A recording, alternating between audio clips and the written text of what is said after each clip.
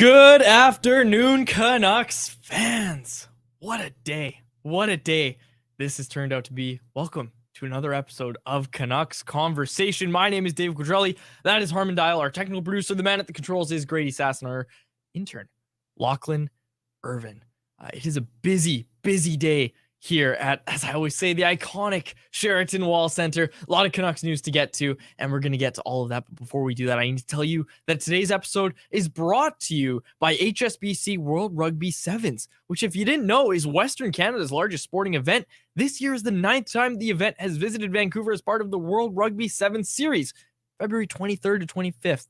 BC Place is going to be the place to be, so grab your friends and your best costume and head on down. Tickets on sale now at vansevens.com, starting from just $40 per day. But you got a chance to win. We still have a good number of spots here. You can still get a chance to win. If you want to go, we've got a 4-pack of tickets for the entire weekend to give away. Text hashtag sevens, that's SEVENS, to 778-402-9680 for your chance to win. We will be giving away a 4-pack each week until the event.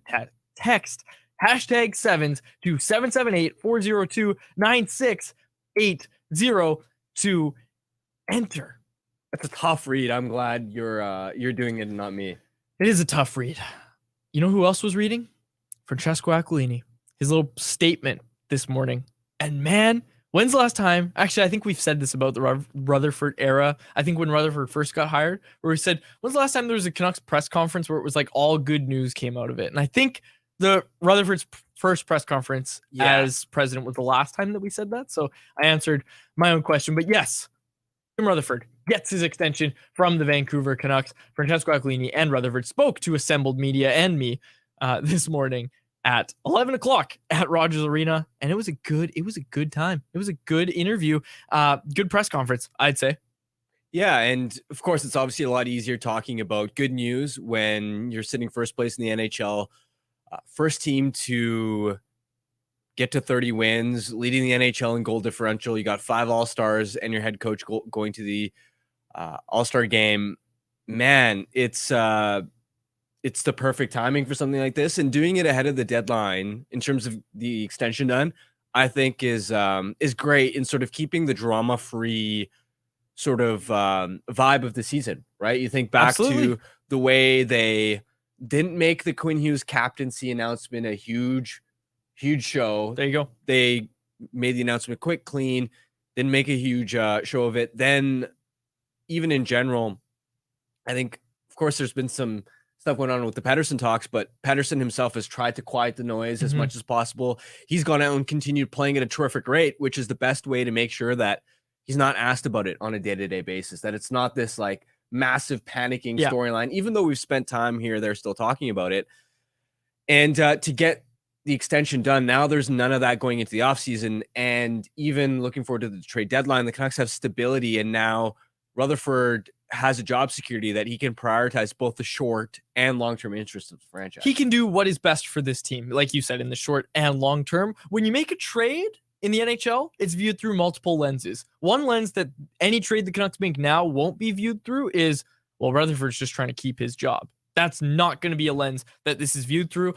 Much like we've seen the alignment from management to the coaching staff and the impact that's had on the team this year, we're also seeing an alignment from ownership to management that you really, truly believe is there based on what we're seeing on the ice and off the ice and what we saw this morning. You do believe that there is this alignment from ownership to management all the way through the organization. And I think it's the first time in a long time that we can say that, where everybody in the Canucks organization seems to be aligned. They seem to all be working toward the same goal. And right now, we know what that goal is. It might be brought up in our Bet Way Bet of the Day. I don't know. But I do want to say I love the timing of this for a couple reasons. The biggest one is with the win over the Arizona Coyotes last night, which I don't even know if we're going to have time to talk about it, but with that win, Canucks go back into first in the NHL. Not only was that brought up like 7 times in the press conference today, Aquilini had my favorite quote of the press conference, and we're going to get to a few of them. Francesco Aquilini said, "This team is on pace to win the President's Trophy." And I absolutely loved that quote, because if they lost yesterday, they would not be on pace to win the President's Trophy. Technically, they're not quite on pace because of games played and points percentage and everything, but they're well on their way. And I just absolutely loved that from Francesco Aquilini. I thought that was a great quote. Yeah, I think the overall point he was trying to make is, who knows, we're in that conversation where sort of right there. And of course, he referenced that the 2011 and 2012 team had won back-to-back President's Trophy. So it was, you could see, you mentioned the alignment, you could see how positively Aquilini and Rutherford both view this team, in the sense that I think it's pretty clear that they both think that with the right moves, this team can contend for a cup. Yep, absolutely. Wyatt Arndt's going to join us later. Wyatt Arndt is going to join us later in the show. We have a lot to get to today, folks, like I said, so we're going to do our best to fit everything in. But this is one thing that I wanted to get to, and it was all the quotes. So we picked 4 quotes from this Q&A session that Aquilini and Rutherford did. 2 from Rutherford, 2 from Aquilini, and we're going to break down each one. But before we do that, we need to tell you that this segment is brought to you by our friends over at 4 Winds Brewing. Family owned and operated in Delta, home to the 4 Winds Light Lager, a crisp, clean, and easy drinking beer. A beer for everyone, a perfect beer for before, after, or during the game. You know Francesco and Jim are cracking themselves some 4 Winds Light right now. Ask for 4 Winds Light Lager at your local liquor store, or have some delivered right to your door through the online shop at 4windsbrewing.ca. Okay, let's get to this here. There's a few that we really wanted to get to. I think the first one that we'll get to is Rutherford on the Canucks deadline approach, and talking about the potential of not adding to a team and adding to the team as well. The team identity that's been developed here, how careful do you have to be when you look to potentially improve this group ahead of the trade deadline, understanding that dynamic that you've built here, that you make the right changes, bring in the right people, those sorts of things? Well, you can make the right changes and it can still not work. So there's a risk in it. But there's also a risk in not trying to improve the team when you get to a certain level. And I've seen that with teams where I say, wow, that team's pretty good, and then they don't do anything. So that's what we talk about. We've been talking about that for a month now within our hockey operations, trying to decide what we want to do. But Patrick has said this, and this is what we say in meetings. This group of players and coaches deserve the best opportunity they can to compete going forward. And that's what we talk about every day, and we have to make a decision on. The most interesting thing about that quote, Harmon, is the idea of, yes, it's important that when you make a move, you make the right move, but not making a move because you're scared of making the wrong move. And I think this aligns quite well with what we know of Rutherford, and what his track record has shown us is that he's not afraid to go out and make that move. And it does not look like this deadline will be any different. That quote tells me this Canucks team is for sure going to be buyers at the trade deadline. Absolutely. And it gives you that sort of idea in more concrete sense, because you now know that he's comfortable with that risk of, we might go all in, we might make a big splash, and it might not work out. But we'd rather have that than a scenario where we don't do anything, we don't give this group the best possible chance to win. And who knows, given the number of expiring contracts they have, given how well everything has perfectly gone right for this team, which Rutherford himself will know too, right? He's not somebody who's living in a fairy world fantasy land that going into the season, he fully believed that this was going to be their year to win a cup. He spoke about, we need everything to go right and we can be a playoff team. Now, obviously, the team has exceeded his expectations, but the point I'm trying to sort of make there is, because there's a moving target in that sense, he's able to calibrate his expectations and understand that, okay, just because I thought one thing going into the season, I can update that. And sorry, I kind of just lost my train of thought there. I'm not even gonna lie. Like I had a good point that I wanted to make, but I thought it was a good point. It's okay. This other quote from Rutherford is about Elias Pettersson, and Elias Pettersson has been coming up quite a bit in recent days. And I thought this was a really telling quote, and we'll break it down after we hear it from Jim Rutherford talking about Elias Pettersson. Only 11-18. I'm guessing you haven't been asked yet today about Elias Pettersson. I know the Pats are talking, but for now, he's still waiting. Yeah. As an organization, how long can you wait? My son asked me at 7:00 this morning, just for the record. It's because he asked me almost every morning, just like everybody else wants to know. Look, we can wait. I'll say the obvious. We keep saying it over and over. We really want him to stay. He's a very special player. He's very important to the Canucks. He's very important to the city. And he can't walk at the end of the season. And that's the position that we've taken. We've taken it very comfortably. And so there's not anybody getting anxious here. Come the off season, then that things will get a lot more serious if in fact the situation gets to that point. And I'd just like to add that from an ownership perspective, we really want Elias to stay. I mean, we're hoping that, Jim can come to a conclusion with the agent and Elias, and hopefully we can get that done. First of all, you heard it in the clip, J-Pat was called on to ask the next question, and Francesco jumped in to offer the ownership perspective, as he put it. I really like that. I really like that from Francesco Aquilini. Also making it, again, adding to what I just mentioned about alignment from up top all the way down. There's not a person in that organization that doesn't want Elias Pettersson there. They're trying to make him feel as welcome as possible. And hey, like at this point, it's like Rutherford said, there's not much more they can do right now, and they're not really in a position where they have to worry or rush. And when it gets to the offseason, if it gets to that, then maybe, yeah, your clock is kind of turned up. Because like let's break down what it would look like real quick, and I don't want to spend too much time on this. But what would it look like if we get to the end of June, start of July, and Elias Pettersson still hasn't signed? Like, are they going to give him a qualifying offer that he can go sign? Yeah, that's...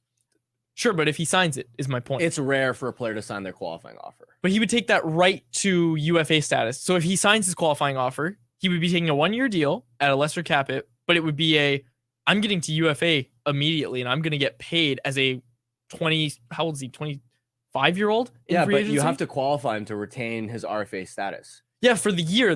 So that's what I'm saying, is if he signs, do they give him the chance to sign the qualifying offer is what I'm getting at, right? Because that would be a disaster.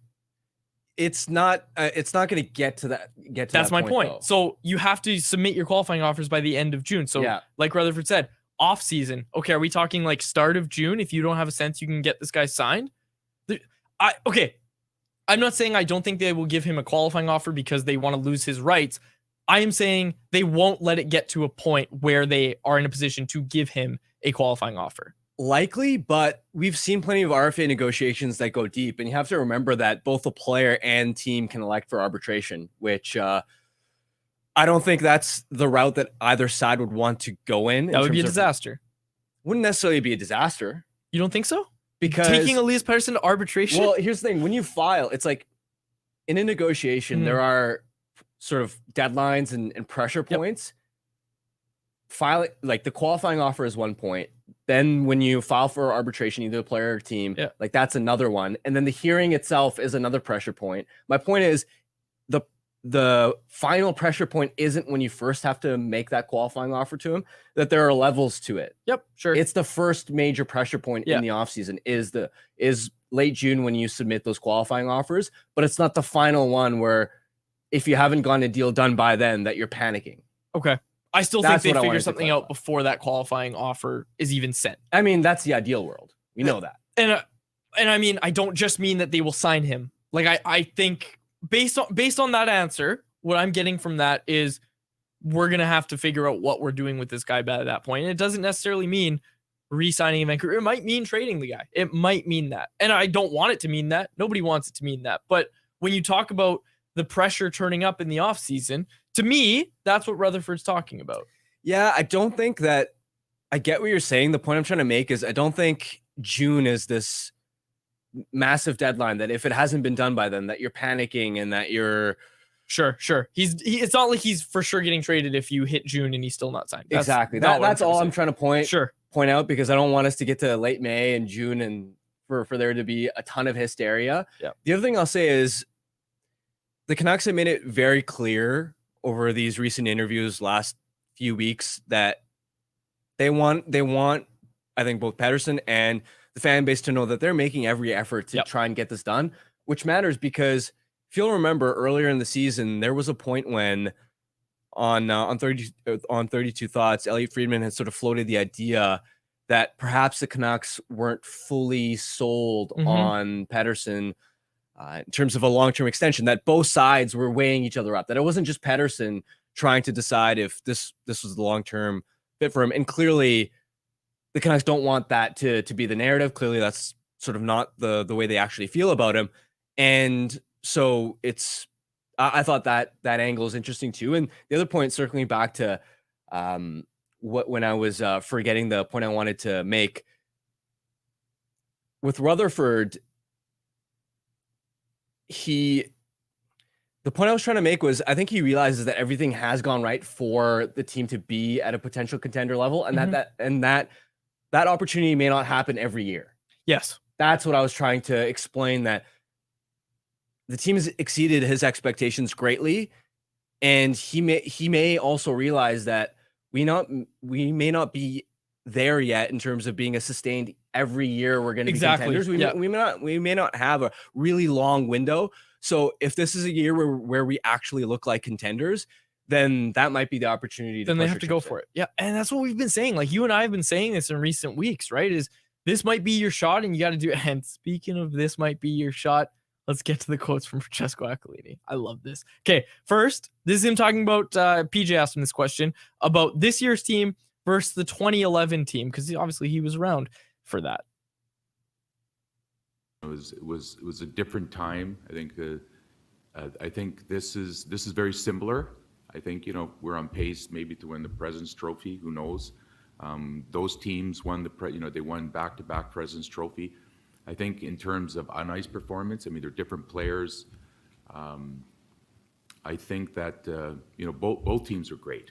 I mean, we don't know how the season's going to end up, but I mean, I think that's something we can be excited about. I think in 2010, 2011, there was a real buzz around the city about how the team was doing. And, I remember going to some of the Southern California trips, it was LA, Anaheim, and Phoenix. And there were more Canuck fans in the building than there were local fans.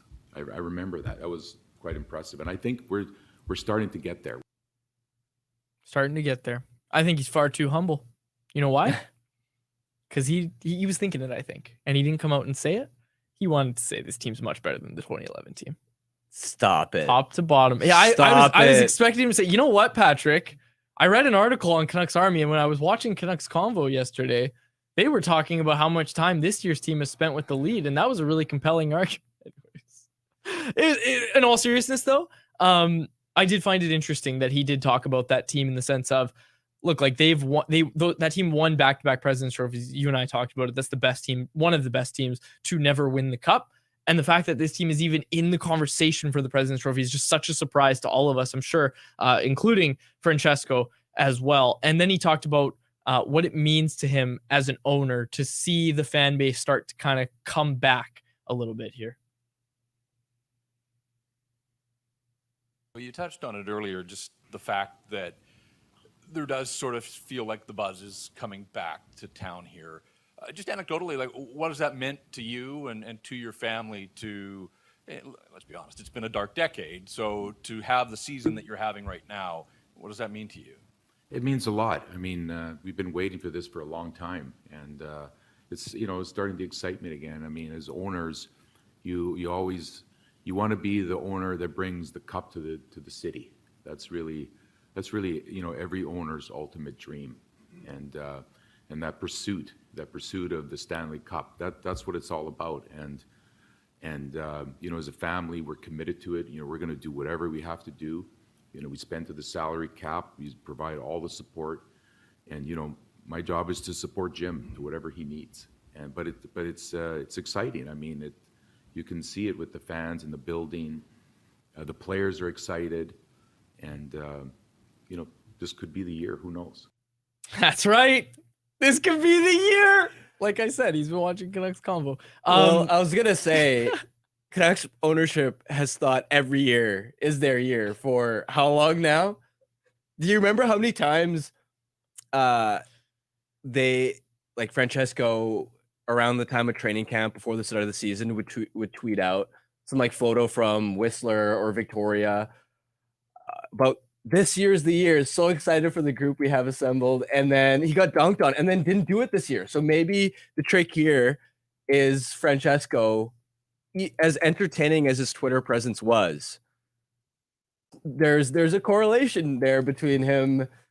But he wasn't saying this is the year we win I the know. cup. He was talking about this is the year we make the playoffs. Now he's saying this is the year we bring a cup to Vancouver. He basically said, I already have the parade route planned.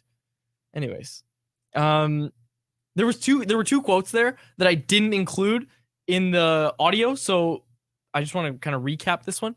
This was one question I asked to Jim about the major surgery quote that he gave last year. Like, it was hard to believe that was only last year that he gave that quote about how when I first got here, I didn't realize how big of a task this was going to be. And I asked him how that kind of changed at all, like with this season, and how his perspective might have changed on that.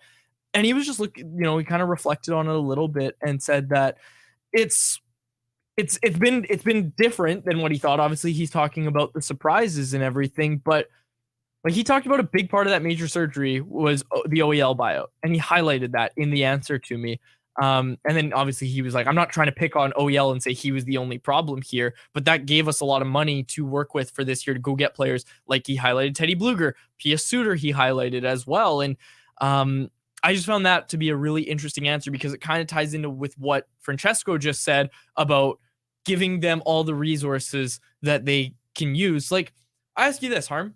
I mean, it's not even a question. It's a rhetorical question. If Jim Benning is still the GM of this team and says, Francesco, we would like to buy out the OEL contract, do you think he's getting a yes on that? No. Yeah, I'm going to give you more cap space. I'm going to give you more cap space to go do whatever the hell you've been doing for the past 10 years. I want you to do more of that. There's no chance. That shows belief. Again, top to bottom alignment. That shows belief in Jim Rutherford. That shows belief in this team. That shows belief in everything that Jim Rutherford's regime has built and continues to build in Vancouver. And I just found that really interesting that Francesco, he's always talked about that commitment, but like we said, that's a big buyout. That's the biggest buyout in NHL history, right? Like that's not a cheap ticket. And I actually, personal regret, like I actually regret not asking Francesco about that buyout and kind of his initial reaction to it and all that, because we don't talk to Francesco often, but it would have been interesting to kind of hear his perspective on it. But again, you can guess based on his other answers that what he would have said is, well, I believe in what Jim is building and I believe in his appropriate usage of that cap space. Yeah, and when you talk about major surgery, Jim Rutherford and Patrick Alvin had to pull off some really gutsy, bold, difficult decisions. One of them being the OEL buyout, but also, of course, trading the captain at the time, Bo Horvat. But the bolder move, even at a time when it looked like the franchise was not even close to winning anything meaningful, to pull the trigger on a Filip Hronek trade. Yep.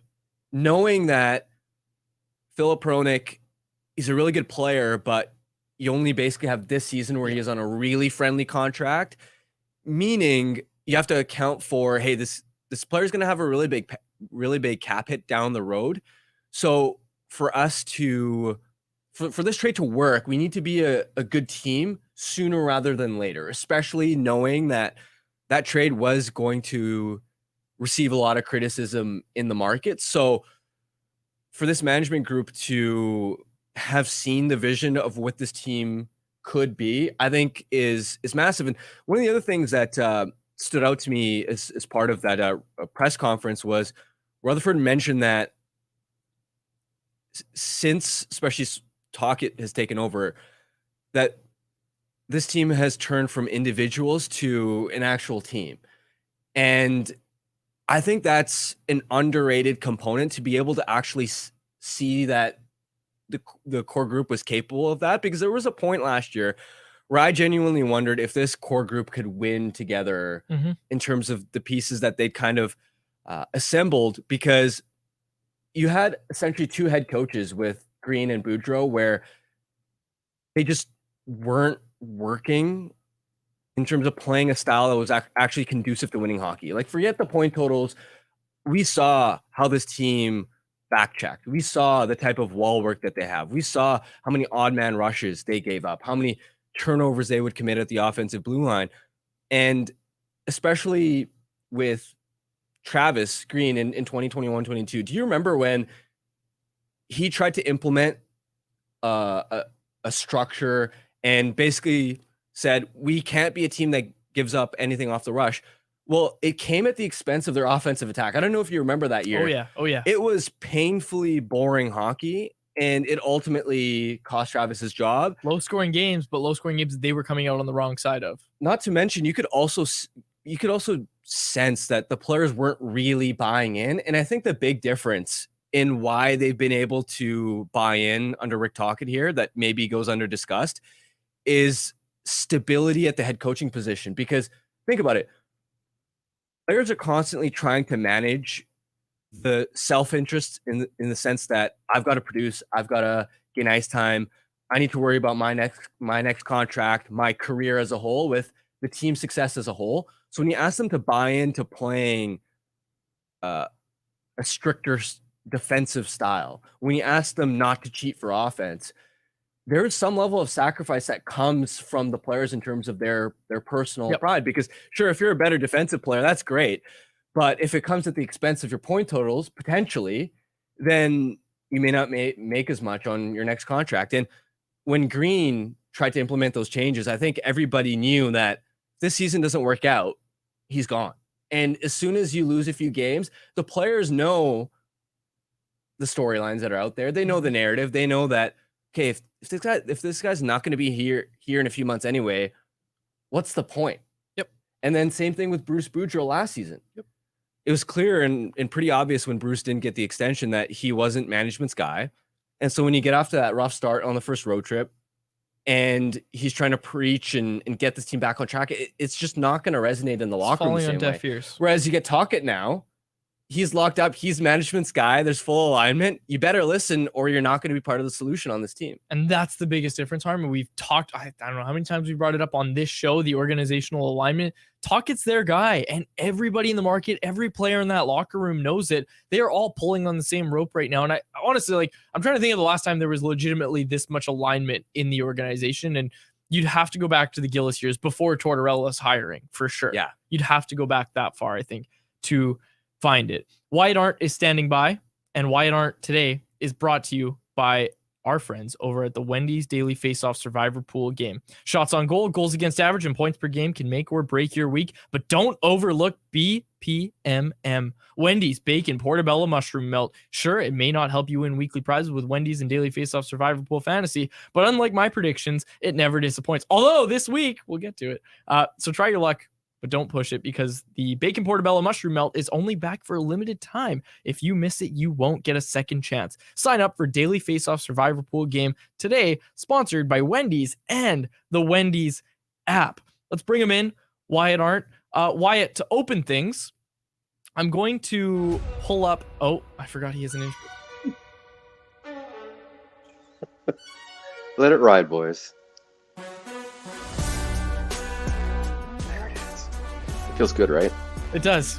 The only thing that feels better than that is a nice spicy chicken burger from Wendy's. That's all I'm saying. Beautiful. I apologize. I genuinely forgot you had an intro. So, boys, how's it going? What can I do for you? Good. So I need your help. Sure. I need to pick the final pick for the week for me on Wendy's Daily Faceoff Survivor. I've made it 3 of 4 rounds. There's only 25 people left in the game. I am one of those 25. It's tomorrow's game. Can you pull it up here, Grady? These are all the options I have to pick from, and I wanted to get your guys' opinions on it. So San Jose to win. Oh, Wyatt, we're getting feedback. Can you turn down your headphone volume there? I don't think I... Oh, hold on. I'll crank it down. There we go. Is that better? So San Jose to... Yeah, it's better. San Jose to win. New York over 4.5 goals. Vegas, I'm not going to read them all, but I'm leaning toward Wyatt Johnston to pick up a point tomorrow. I think that's going to seal the week for me. Do you have a pick for me that you want to you want to stake your claim on? Honestly, I'm on my phone. I'm not in the club with John Hamm tonight, so I can't even see the screen. So I'm just going to go with your gut quads, whatever you're going with. I'm behind. Perfect. That's all I need to hear. Wyatt Johnston. Okay. A lot of Canucks topics to get to, Wyatt. So let's do that. Jim Rutherford gets his extension. Just your initial reaction to that big news of the day. Yeah, I mean, we're in this weird world. Like you guys were talking about Travis Green versus Tocchet, and it's kind of like it's a great debate to be had. I think for me the main difference is Tocchet because I think some fan sent me a clip and it was like Mike Keenan talking about Rick Tocchet as a player and how he's like an emotional leader. I think Tocchet has the ability to kind of connect to the players that Green didn't have.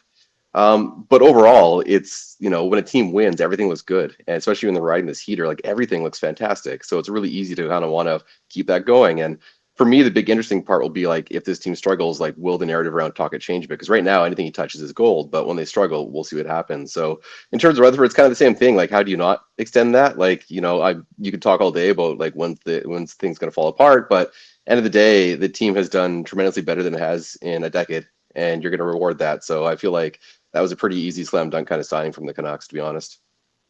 When you look back at Jim Rutherford's tenure with the Canucks so far, is there a move that stands out to you as underrated or something that was really instrumental to the success that they have right now that maybe we don't highlight as much?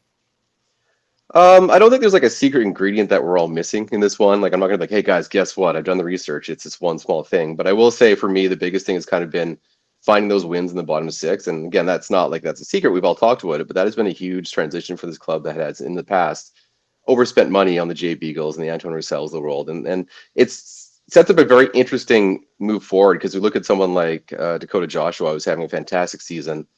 Bluger, fantastic season. They're part of what is now being recognized as the best third line in the league by many people. Two of those guys are free agents heading into the offseason. So all of a sudden they can cash in. All of a sudden they're going to make, hey, maybe they get $3 million, $4 million. Now all of a sudden they're part of that old guard of now, are you overpaying for that type of player? So, the big part for me would be like, well, was that like lucky? Did they just strike gold, or are they just the pro department is like locked in? They're able to recognize the players they want and kind of bring them in, like that kind of that Tampa Bay style, bringing the guys when they're affordable and then move them out when they're not. Is that something Vancouver kind of stumbled into, or is that something they actually keyed in on? And that for me is the big interesting part, kind of, for the future. Like, will they be able to, replace? Like, say Joshua wants a ton of money or Bluger wants a ton of money, they're going to need to find guys to replace that and kind of move in the lineup, especially with OEL's contract going to hamper the team a bit for the next couple of seasons. Speaking of contracts hampering the team, Andrei Kuzmenko gets benched for all of the third period last night. Wyatt, this quote came from Rick Tocchet today at practice. I'll read it for you just in case you haven't heard it. This is what Tocchet said. We're coaching the hell out of him. Unfortunately, I just didn't think he was skating well enough to warrant us playing him in that third period. Then he was asked about the lineup tomorrow night against Toronto, and he said, I don't know what I'm going to do with him yet. He has a lot more. He said a lot more. Like, he spoke a lot about Andrei Kuzmenko, but just your initial thoughts on that quote and kind of the whole situation with him and Rick Tocchet. It's a tough one because it's almost like they see more in him. That's why they give him the tough love, because we've seen what he can do. He is a goal scorer. We know that. And he performed very well last year. This year has probably been, obviously his worst NHL season. So you wonder, like, where between those two seasons does the real Kuzmenko lie? And is it a case where, like, he excels in that, like, that's always kind of the thought, like, oh yeah, put him on like a crappy team, he'll get his 30 goals where there's no structure, it doesn't matter, he can go to town. But for a team that has designs in the cup or making the playoffs that plays a tighter system, can he survive in that? And right now it hasn't been the case. And maybe it's a confidence thing. Like, we talk about how, like, this guy is happy, he's always smiling. Like, he has not been smiling for a good month now. His confidence does look rattled. I mean, that whole second line is, well, quote unquote second line is like an issue for the team, because I like Suter. I think he's fine, but Mikheyev has escaped the radar because he's not doing much either. So you now have Mikheyev and you got Kuzmenko, but I think Kuzmenko's mistakes are more visual, and especially because, like, the spotlight's on him all the time now. Like, I see it from the fans online, people talking, like, he makes one mistake and everyone's like, oh, like I do it too, like, oh, that's going to cost him. Like, you can't help but now look at Kuzmenko and have everything he does is under the microscope. Whereas Mikheyev just kind of like skates along and gets away with anything. And it's not that he's playing badly, but you know what I mean? Like, that's the second line, in these games, they're not doing anything of note. So Kuzmenko, the question is, can you salvage him? And like we've seen with someone like Garland and Besser, they're not the same situation, but the same sort of thing. Whereas It looked like they were on the outs. In Besser's case, his game, he obviously had the off-ice stuff, but he also kind of changed his game a bit. Garland, I think he just struggled and kind of found his role in the team.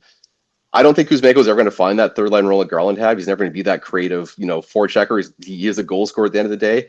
I don't know if he's ever going to thrive in Tocchet's system. Like, I've tried to keep an open mind to it, but honestly, at this point, it feels like his future's elsewhere. Okay, so there was this quote that I also want your reaction to from Jim Rutherford this morning on the topic of Andrei Kuzmenko. He said, "I don't know what we do more than what the coaching staff has been doing. He's lost his confidence. He's a good player and he can score.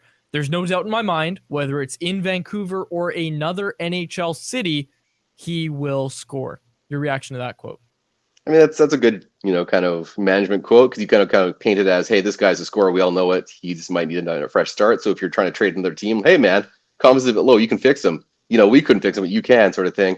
Yeah, I mean, those quotes, not that they're damning, but they are pretty heavy-handed in terms of, like, maybe management kind of told Tocchet, like, make this work, but now they're like, you know what? Coaching staff has done everything they can. Like, that to me is like, yeah, what more can you do? And that's not the greatest statement to hear as a player, but at this point, it is like, you can't hide the Kuzmenko problem. Like, everyone's seeing it.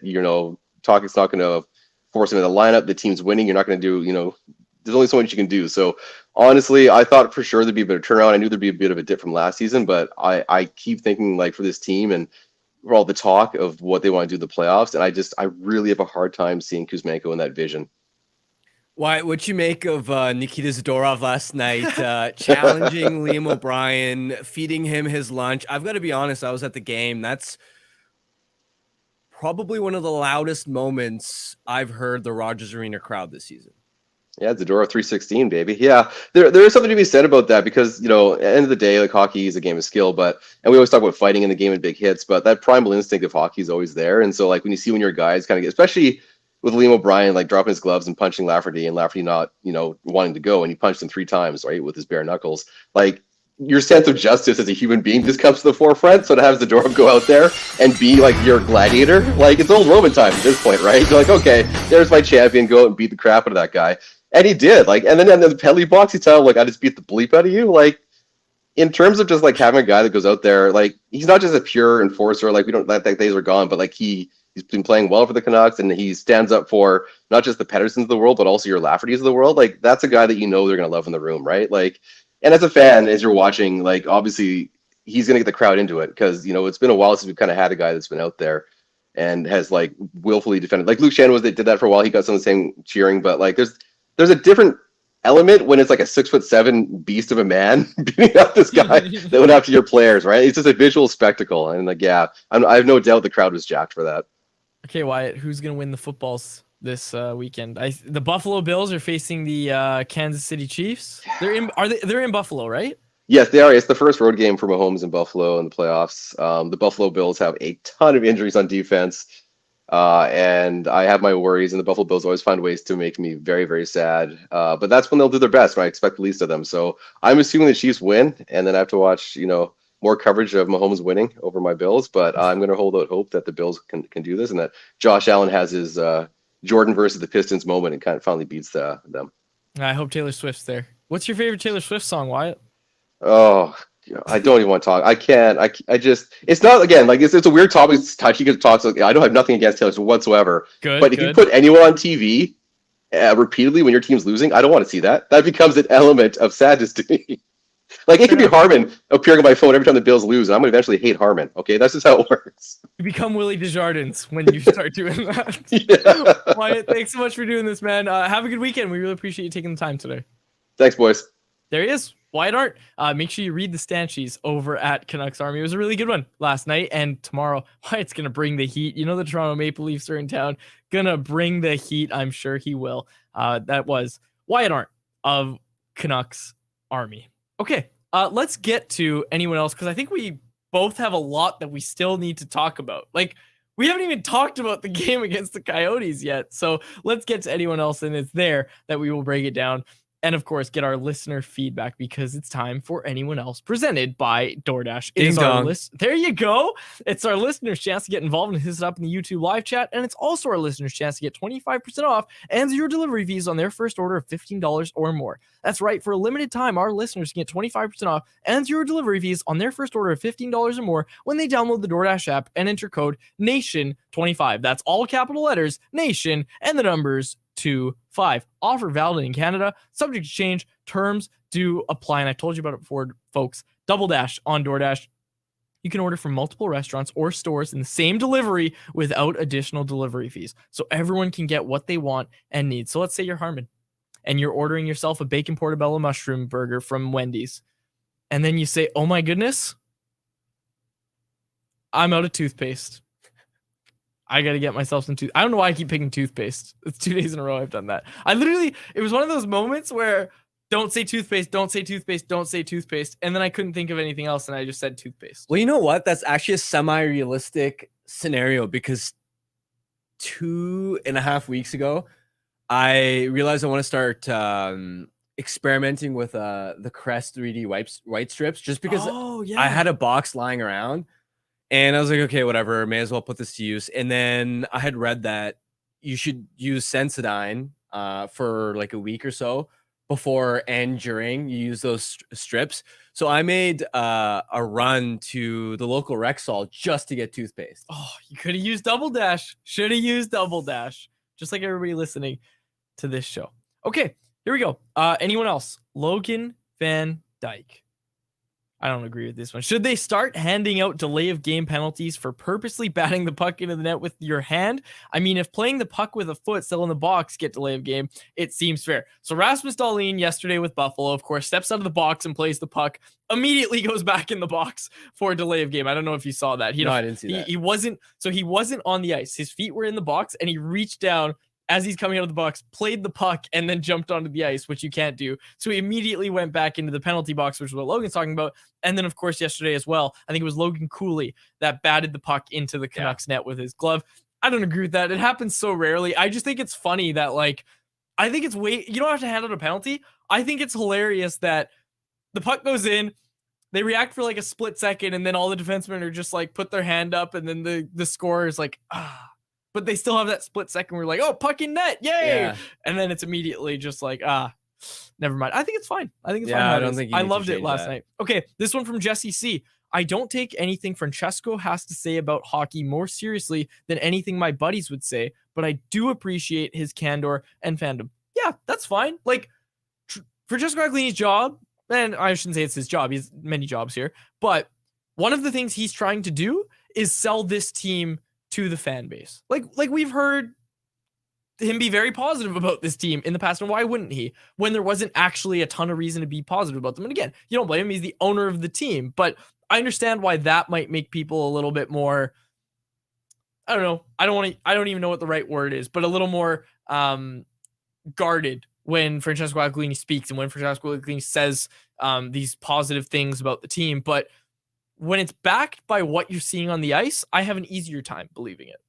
Yeah, and his messaging in that press conference was pretty smart. He consistently brought up the importance of fixing this for the fans, the importance of bringing a cup to the city. Just kept hammering that message home that, hey, we're going to give Jim Rutherford and the front office every resource they need. And that's a really smart line of messaging to deliver to your fan base. Okay, this one is from me. This just came out from our friend Matt Larkin. He reported this over at Daily Faceoff. It's up now on Canucks Army if you want to read more about it.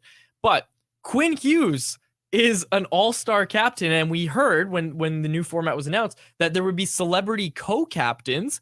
Michael Bublé, Burnaby's Michael Bublé is heading to Toronto for the All-Star game, and he is going to be a co-captain with Quinn Hughes. Canucks captain Quinn Hughes is going to be a captain at the All-Star game, and someone in the chat put it, Sino Chick said, who does Quinn pick first?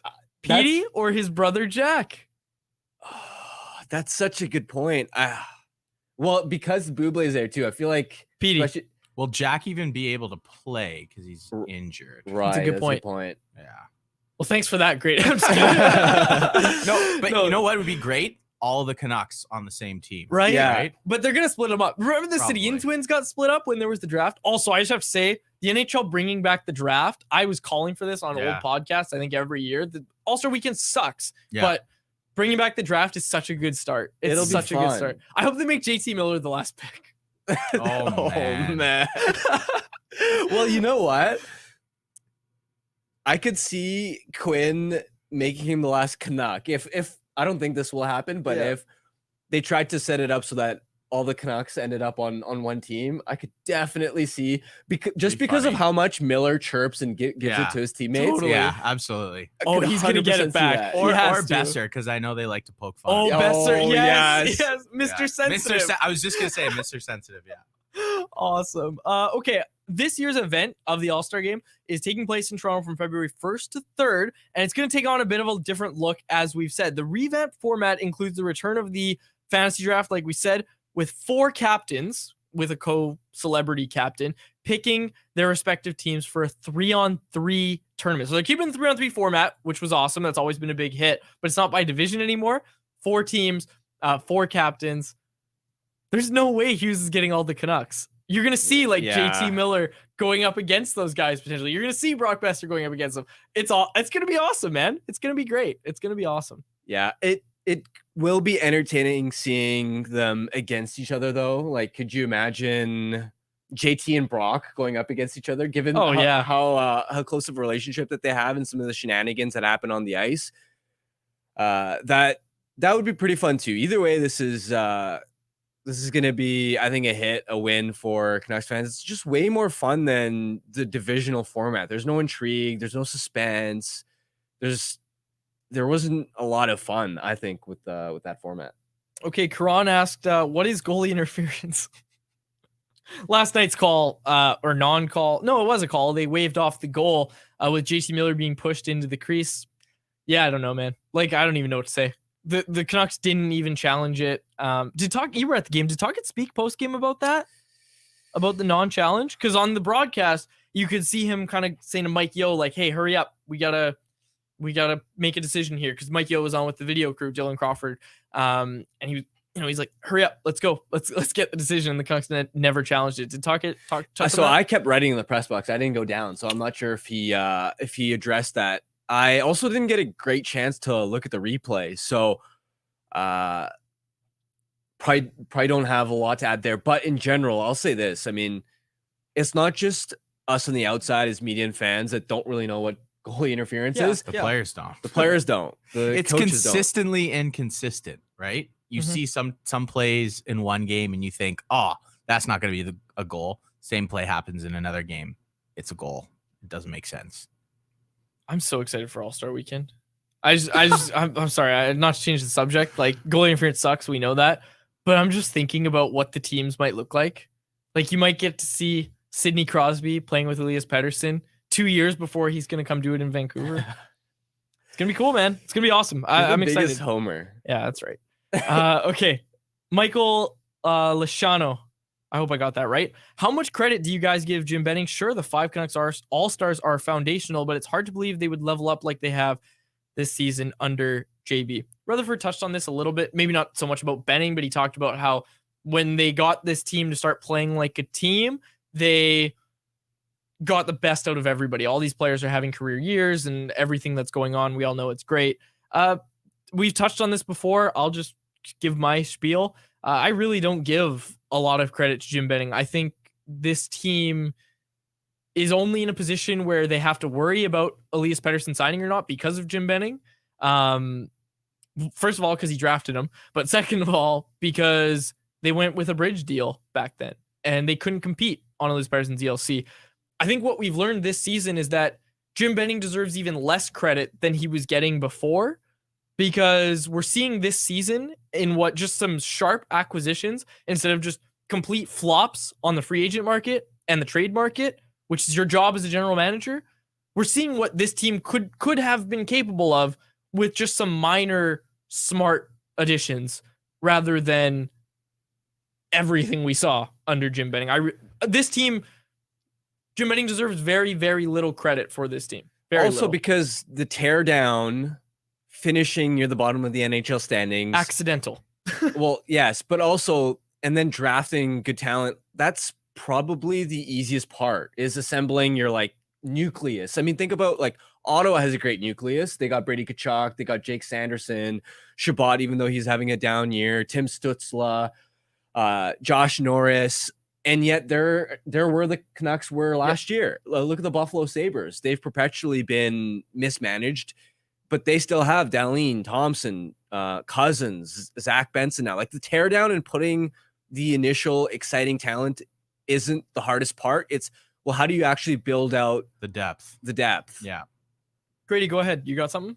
Well, I think you can make the case a guy like Brock Besser, Thatcher Demko in the second round. Those are pretty good picks. Quinn Hughes fell right into their lap. And then there's the whole Elias Pettersson thing with, they wanted Cody Glass. So I think there is some credit to be had, but not a lot, because how many chances did he have year after year? And they just stumbled and fumbled and always ended up at the bottom of the standings. I mean, the bubble run, like they finally had, I'll give them credit, like bringing in Toffoli and actually, going for it in that year. But then look at the following season. They prioritize Virtanen. They lose Tanev. Letting Markstrom go and having Demko was a good signing. But they also threw a bunch of money at Braden Holtby, and then they had to buy him out. So, Too many mistakes. Too many mistakes. And to this day, like the OEL buyout is going to hurt them going forward here. And credit to the new management team for cleaning up the mess of the previous one. And it wasn't easy. And the job's still not done. Like the job is still not done. And Rutherford alluded to that a lot today. I'll also say this situation reminds me a bit of, and I want to save the entire case for the Canucks bye week around the time of the All-Star weekend as well. But the Benning getting fired and the Canucks rise now reminds me a little bit of the Florida Panthers with Dale Talon, where Talon couldn't manage cap, awful pro scouting, but the one thing that they were able to accomplish was drafting guys like Barkov, Ekblad, Huberdeau, who was later, of course, the centerpiece to get Matthew Tkachuk. So they, again, same sort of thing, found that nucleus, messy situation, were consistently underperforming, consistently missing the playoffs. And then they went out and hired Bill Zito, who used to be an agent, smart pro scouting evaluator. And what did Zito do? He found guys like Verhaeghe, he found guys like Duclair, who obviously isn't in the team now. Reinhart. Yeah, just consistently built out Brandon the actual Montour. yeah, consistently built out the supporting cast of that team. And that's what has allowed them to take the next step. I see a lot of parallels between what Vancouver's doing right now and Florida's initial rise 2 or 3 years ago. Go look at the best defense core that Jim Benning ever put together. The best one he ever put together. And also remember that his Philip Hronek was Eric Goodbranson. I think it's simple. Yeah. I think it's simple to kind of put it like that. This team's defense Philip core. Larson.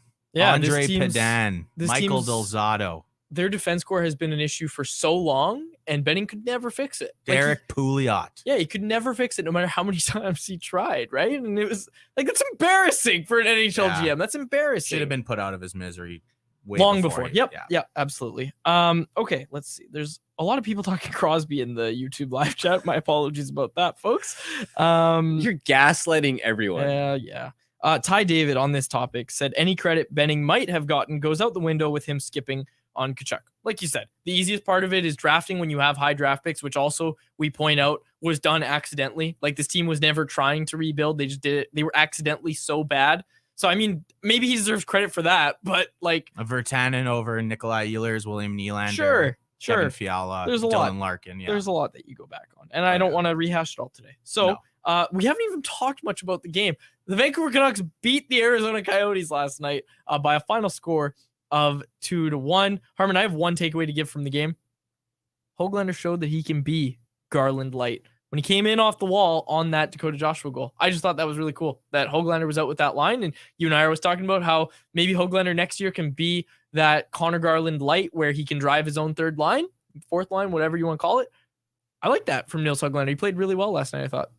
And There was a shift that really stood out to me with about 2 minutes left. First of all, the fact that he's on the ice at all in that situation, given where he was at the start of the year where he couldn't earn Tocchet's trust, that's massive. But that shift was a masterpiece in how to close out a lead because he consistently stripped a couple of pucks on the back check, won important battles, used his speed and energy to push play up the ice, got in on the forecheck, and almost single-handedly burned an entire Coyote shift when they were trying to push and score. And the best defense, of course, is spending a shift in the offensive zone. So I thought that was masterful. So for him to have had a shift like that, to me, that's more important even than the great play he made on Dakota Joshua's goal as a sign of his progression. A nice poke check by Myers to start that playoff. Just going back to that shift, Harm, you saw him pin the puck against the boards, like eating up clock. And that was crucial. And then, the Miller came out with their line, I think shortly after, and won a couple key draws. But that was such a team effort last night. Like, all the talk about Kuzmenko and rightfully so, but the power play looked good. I know people were like, they wanted them to shoot more, but the way they were snapping that puck around, and then Demko, he didn't have to make some crazy big saves, but he was solid enough, a couple key ones. And, Ian Cole had a nice big block there. And of course, we talked about Big Z kind of putting Liam O'Brien, who we should note was fined just over $2,000 by the NHL today for all those cheap shots on Sam Lafferty. Embarrassing showing for him. Shit. Yeah, I don't know him too well. Like I'd be lying if I said I didn't even know who he was. I just knew his big ginger beard from years before. He looked like a big leprechaun out there. He's like this. Who's the guy? Bobby McMahon. Is that who I didn't know? He's lucky he's on Arizona because I'm not sure he would be in the league on many other teams. Yeah. He's like it's Bobby McMahon syndrome. I don't know who he is. Liam O'Brien though, yeah, like you said, just an embarrassing showing. Like that's my first time seeing him, and I was just like, dude, stop embarrassing yourself. That's an embarrassing game for him. Yeah, it was Zadorov beating the wheels off him. When Zadorov throws a punch like this is how Zadorov punches. He like punches with his wrist. Like he's not even that good of a fighter. I mean, no, Zadorov. We know he's not a good fighter, and that's like I was watching the game. And I said to my girlfriend who I was watching it with, I was like, oh, Zadorov's not the best fighter, but he is big, so maybe he'll do something here. And at the start, you're like, yeah, he's just kind of hanging on for dear life, doing the Nikita Triamkin thing, even though he had both of his gloves off, so he's one glove better than Nikita Triamkin. I was just watching it, and I'm like, yeah, he's not the best fighter. And then you start to see him throw punches, and he's coming over the top with like hammering him. He's on like the head. using his palm. He's like trying to palm strike him almost, but he's got a fist. And then he kind of it was like it clicked that he was so much bigger than him. And then he's like, wait, I can punch down on this guy. And then it was over for O'Brien. And then Zadorov, you read the lips, and I'm not going to repeat what I read, but I beat the F out of you. Oh, I love it. Like, I don't know, man. They kept jawing at each other in the penalty box long after the play had resumed. Embarrassing for O'Brien. Embarrassing. The press box. That game had some playoff intensity to it. There was a lot of scrums. Canucks were so tight, giving some pushback. Man, so tight. So tight. By the way, can we talk about how wild it is that 5'9" Michael Carcone? Took down. Tried to beef Carson Ceci. Yeah. Yep. I forgot Carcone was 5'9". I was like, oh, he looks short. I like searched it up on Hockey DB, and I was like, oh. A quiz, by the way. Grady, don't chime in. I'm curious if Quads knows this. Sure. Trade. Who is he traded for? Josh Levo. Very good. Passed it. I like it. Was on Hockey DB last night. And I also really like Josh Levo. Like I guess you and I didn't talk a lot back then because that was like before I was even really in media. But like my first Quads hot take, I'd like to say, was probably like Josh Levo is a top 6 forward and just needs more ice time. His points per 60 was really impressive. I really like Josh Levo. Yeah, it's too bad that he is in summer after the bubble run, his knee got all messed up. I really wanted them to sign him because he would have been cheap production, right? And that team was up against the cap, and they needed the cheaper contracts. What did you guys think of the Dermott goal? Kuzmenko obviously losing track of Dermott pinching in off the line.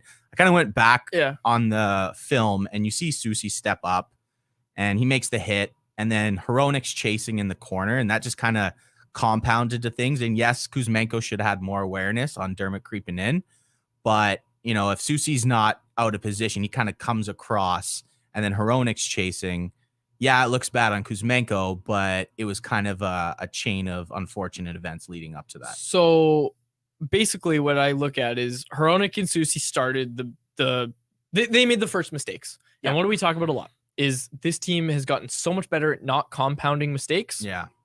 Mistakes are going to get compounded if Andrei Kuzmenko's And they have on such the a ice. longer leash than Kuzmenko right now, right? Like, especially Hronek, he can get away. Yeah, He does. but that's what I'm saying is Yeah. is if those guys make a mistake, usually the Canucks forwards are able to then make sure that the mistake isn't compounded and they don't make a mistake. They can adjust. That's what this team's been so good at this year. And it's like I just said, if Andrei Kuzmenko's on the ice and someone makes a mistake, there's a good chance that he's not going to have the wherewithal to adapt and cover for that mistake. And that's what we saw last night. It's simple. And he had, I think, 2 or 3 turnovers as well. He had that one inside the line, and then there was a couple that he just kind of blindly threw the puck away. And, you know, there's a reason why he didn't play in the third. There's a reason why he was taken off the top power play. And he didn't even get pushed on to PP2. That's what I found so surprising. Against the Arizona Coyotes, who, give them credit, have been pretty solid this year. But, man, oh, man, like, where do they go from here? Like you lose your spot on the you lose your spot at 5-on-5. Okay, I get it. You're protecting the lead by 1 goal. But when you lose your spot on the power play, that's more of a no, I don't want you on the ice at all. I don't care if you're probably going to be a better option than P.S. Suter on power play 1 right now. I don't even care if you're better than the guy on power play 2. You're not touching the ice for the rest of the game. And that was what we saw from Toggett. Jeff Patterson wrote about it over at Canucks Army. I still have to edit it. Sorry, folks. But Jeff Patterson wrote about Toggett speaking with Kuzmenko today. Or speaking about Kuzmenko, excuse me. That will be up shortly on CanucksArmy.com. Make sure that you go read it because it's a 965-word article from Jeff, and it's mostly quotes from Toggett today about Kuzmenko. So he spoke at length about Andrei Kuzmenko today. This is especially notable because it's not as if this was a 3 or a 4-1 lead where in that situation you're thinking, okay, we also just got to make sure we don't get scored on shorthanded. It was a 2-1 game, and in those types of tight games, you get a late power play. That's your chance to bury it, to make sure that a team like Arizona doesn't have to put the dagger in, essentially. So for Toggett to look at that type of scenario and say, even though we have a chance to put the dagger in, even though this is a really big moment in the game potentially, I don't think the risk to reward is there. That speaks volumes, and it's a tough spot to be in. And I think that goal against, and you talk about not compounding mistakes, because absolutely, yeah, the defense didn't play that sequence particularly well. But what Kuzmenko, when you're the weak side winger, you've got basically no responsibility other than to keep track of that defenseman. Yep. And if the defenseman's jumping down, you gotta have the hockey sense to make that play. And again, I don't think that's a hustle thing. I don't think that's a lack of actually caring. I just don't think he has the defensive awareness to process those shoulder checks and make those reads quickly enough. And that's ultimately why the coaching staff can put as much work in as possible. Kuzmenko himself can try really hard working on his defensive game. That's going to be really difficult to see meaningful strides on in the middle of a season. And I'll say this, that's exactly the type of goal against that probably haunts Toggett, in the sense of, if we get into the playoffs and we've got a low scoring game against Vegas or LA, teams that don't give up a lot defensively, yep, like that can make the difference between winning or losing a playoff game. You've got to trade him at this point. You have to. He's not going to be, he's on your playoff roster, but he is not in your playoff lineup. He's not. Well, if you can't get him in against the Coyotes, how are you getting him in the playoffs? Yep. Having said that, and I agree, he's not a Toggett type of player. I don't think he's long for here. You'd be selling low on him. And, you know, what are you actually going to get back? Or rather, what would you actually have to give up in order to get him off the roster? I don't think you have to give anything up. I think they're holding out until a team, you know, and Washington's the one that always gets thrown out, but it's a good example. Yeah. I think a team like Washington you'd have to have money says, coming back, right? Yes and no. Anthony Beauvillier went for a 5th-round pick. But that's Chicago trying to get NHL players sure, on but their roster, trying to get to the cap floor. So almost. you can find a similar situation, I would say, with Kuzmenko, where they're thinking, okay, we'll rebuild this guy for the end of this season, and then he's signed through next year, and we want to compete next year. Like hell, maybe it's Chicago. I don't know. Yeah. There are options. I don't think the Canucks would be taking money back unless Kuzmenko's part of a bigger trade where the Canucks are getting something back that they really, really like, right? Which, I mean, we've broken that down on recent shows. Hey, so you're not getting back what you would have got if you traded him last year. Absolutely. And Jay Steller on Twitter saying, so Drance might have been right to trade him last deadline. Hindsight. I'm just saying. Hey, there was an argument there.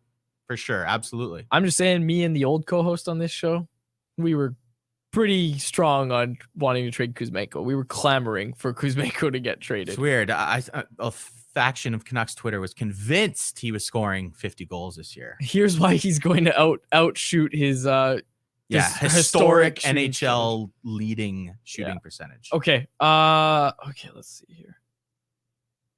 Okay. I think that's it for anyone else. Do you have anything else on the game you want to get to? We're so overtime already. Like, do you have anything? I just think it was nice to see the Canucks win a playoff style game. It really felt that way. It wasn't the type of win where you have to pump a team for 5 goals and rely on that type of high octane offense. They were able to lock it down, and Demko didn't have to make a lot of high danger saves. I mean, that first period, the way they came out was dominant. I was actually thinking to myself, I don't think they gave up a single high danger chance until the breakdown at the very end there. And according to Natural Stat Trick, I don't even think they technically consider that a high danger chance. So defensively, I thought they were really stingy. This team has made so many strides in terms of in the defensive zone, escaping pressure, and in situations where the team is forechecking aggressively. They have speed, they have some tenacity of just being able to somehow get it out of the defensive zone, whether it's with control or glassing out, and then you're winning battles in the neutral zone with your forwards to advance play up the ice. That was extremely impressive for me in the first period, especially. And again, different style of win, which you like to see. I love it. Okay. I have a few takeaways from the game. My Betway bet of the day hit. My light the lamp pick was correct. And my Wendy's Daily Face-Off Survivor pick was also correct. I made all 3 of those picks that I had to do on yesterday's show. I made them all surrounding this game. My Betway bet that the Canucks would win, nailed it. My light the lamp pick that Elias Pettersson would score the first goal for the Canucks, nailed it. And my Wendy's DFO Survivor pick that Clayton Keller would have no points, nailed it. Big thanks to Thatcher Demko there, because there was a sequence where Keller came in alone off the rush, and I was just like, no, don't, not like this, not like this. And Keller did not get a point. So I'm back. I'm still in the Wendy's Daily Face-Off Survivor game, and I've got my pick for tomorrow's game. Wyatt Johnston just needs to get a point. He just needs to get a point against the New Jersey Devils, and I win the week. I win the week, and I pick up some points. There's only 25 of us left in the game this week. I've never been on a heater like this, and I'm excited to see what comes of it. But we'll see on Monday. Heater parlay. That's right. Yeah, I like that. The Quads heater parlay. I love it. Okay. Let's get to our Betway bet of the day, brought to you by our friends over at Betway. Bring it up, Grady. There it is. Florida Panthers to beat the Minnesota Wild at -210 odds. A $10 bet will return you $14.76 over at Betway. Must be 90 plus play. If you choose to play, please play responsibly. Harmon, do you know why I picked this? No. Because the Minnesota Wild are on a skid, and it's all part of the bigger plan for Joel Eriksson Ek to come to the Vancouver Canucks at the trade deadline. You heard it here first, folks. We need the Florida Panthers. Are you Taj? You're Taj on Twitter, aren't you? No, so actually, I saw this debunked once. So someone actually said, oh, maybe, because, people throw out theories all the time. They're like, maybe Taj is quads. And I heard this thrown out there. And someone else replied and goes, hasn't Taj been tweeting since like 2009? And then someone's like, oh, good point. Because that would have meant that 9-year-old me fires up a Twitter account and starts just transcribing all of the Canucks media stuff. And you have all that extra time on your hands to go through every single article, every single radio hit, video podcast, whatever. That's the other thing. Aside from my age and having to have been 9 years old when I started the Taj account, if I ran the Taj account and I found all those quotes, those would all be on Canucks Army. I would be linking to Canucks Army articles. I'd be like, oh yeah, I transcribed this quote, but I put it on Canucks Army, so go read it there. No, I have a theory who it is. I don't know if I'm going to say it. Okay, well, thanks for that. Might be a son of a former GM. I can't prove that. I'm just throwing it out. I there don't think that's perhaps. either. It goes back to the time thing, right? Like, why do you? Yeah. Anyways, I don't Who know, knows? so. Anyways, But who knows? You would have had a lot of time on your hands in elementary school. Not a lot of that's a good responsibility. point. That's a good It Are point. you even allowed on the internet then? It takes a lot of time to be transcribing all those interviews. It would be tough for an adult with a lot of responsibilities. That's a good point. That's how you learned how copy and paste works. That's right. What are you saying about Tosh? Just kidding. That you're him. All right. Confirmed. Did you guys have anything else you wanted to get to? We're going into the weekend. Anything else that anybody wanted to get to before we go to the weekend? Score predictions: Canucks Leafs 4:00 start Saturday. 5-3 for the Canucks.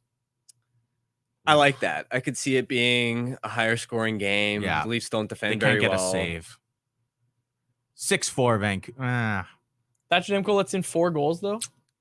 Yeah, he's been better of late. That's Yeah, for I'm gonna sure. say 6. Possibly with Matthews. You never know. on a Matthews heater. had No, he two. sucks.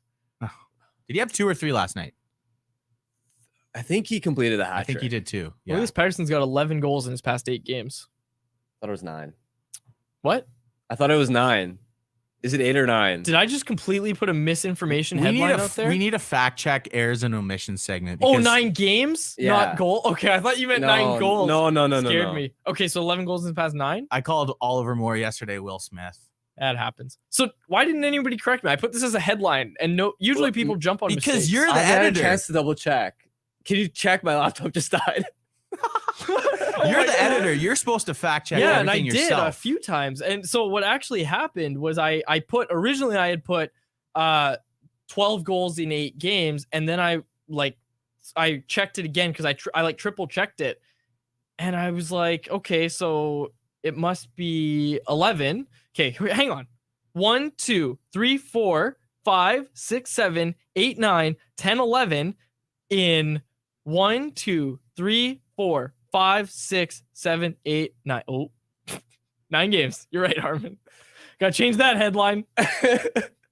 Glad we. I'm charging crossed that. overtime now. yeah. Is this this is the longest show we've had in a while? I think this is the longest show we've had in a while. I mean, if you don't count us doing an entire show and then Nikita Zadorov getting Oh, acquired yeah. as soon as we went off I air. think last Friday went pretty long too. Last Friday did. I like our Friday long shows. People are Yeah. hanging out in the chat. You got the but- whole weekend to listen to it. That's right. Yeah, people got a lot of time to listen to it. And this won't be outdated because I just gave the correct score prediction. So, anyways, we'll close it out there for my co-host Harmon Dial and our technical producer Grady Sass and our intern Lachlan Irvin. My name is Dave Quadrelli. Thank you so much for listening to the episode of the Canucks Conversation. Canucks Conversation with Harmon and Quads every weekday at 2 p.m. Be sure to check it out on the Canucks Army YouTube channel. And if you missed it, go check it out on your favorite podcast catcher